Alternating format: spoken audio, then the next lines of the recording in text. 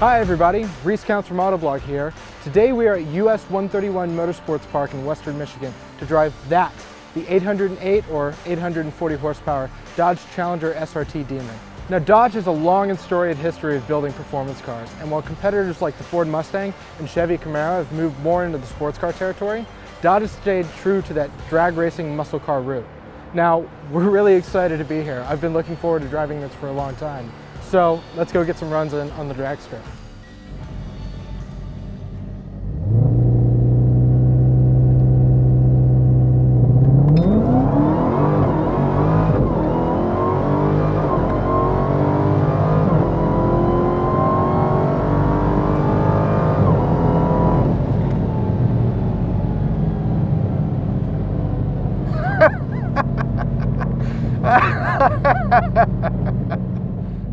After that first run, all I could do was giggle and laugh. Like, it was one of the best experiences of my life, even though it was a matter of, I don't know, 15 seconds for the whole thing.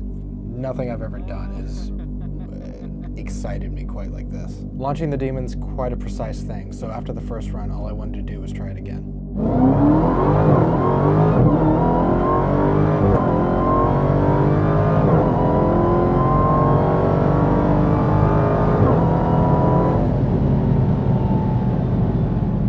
I've driven a lot of really fast cars. Nothing I've ever driven accelerates off the line like this. I've driven a Tesla, which is just as quick, but the noise of the supercharger, the exhaust, the way the tires squeal, there's nothing else I've ever driven that's quite like this.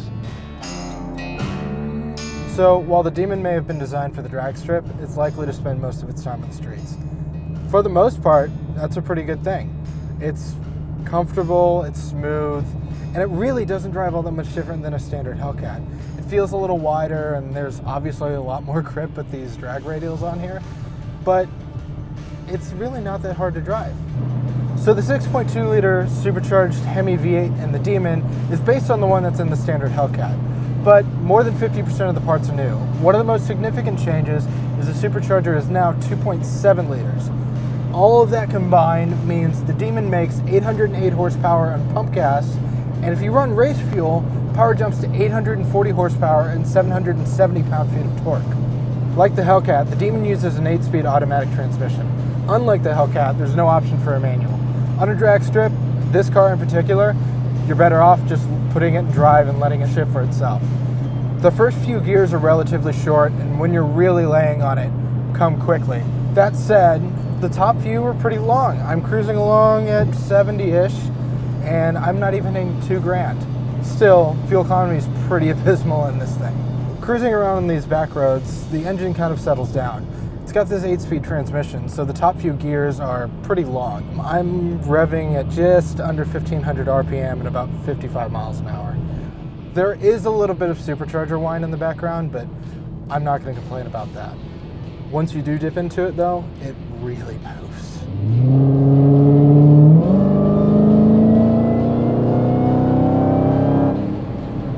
So the Demon's bodywork is significantly wider than that on the standard Hellcat, and that's mostly to fit these massive Nitto drag radials on there. These were specially designed for the Demon, and if you look at the sidewall, there's a little Demon logo. They're just barely allowed for road use. There's 2 little grooves that dissipate some amount of rain, but really you don't want to take these on anywhere but a track. Aside from the wide body, the interior and the exterior don't differ that much from a standard Hellcat. Sure, all the Hellcat badges have been replaced with Demon ones, but the same seats, same dash, really the same steering wheel, though this one's got Alcantara. The biggest change is that the passenger and the rear seats are optional.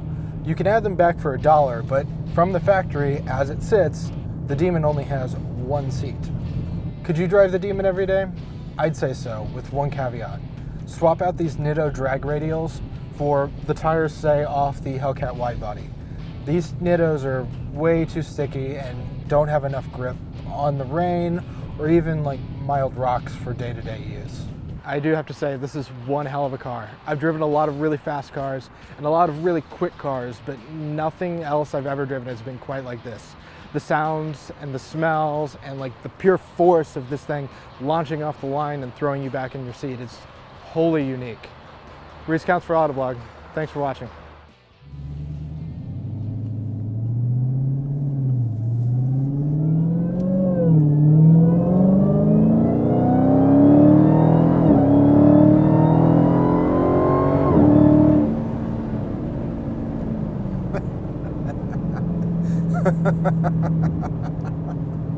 Oh, I love this car.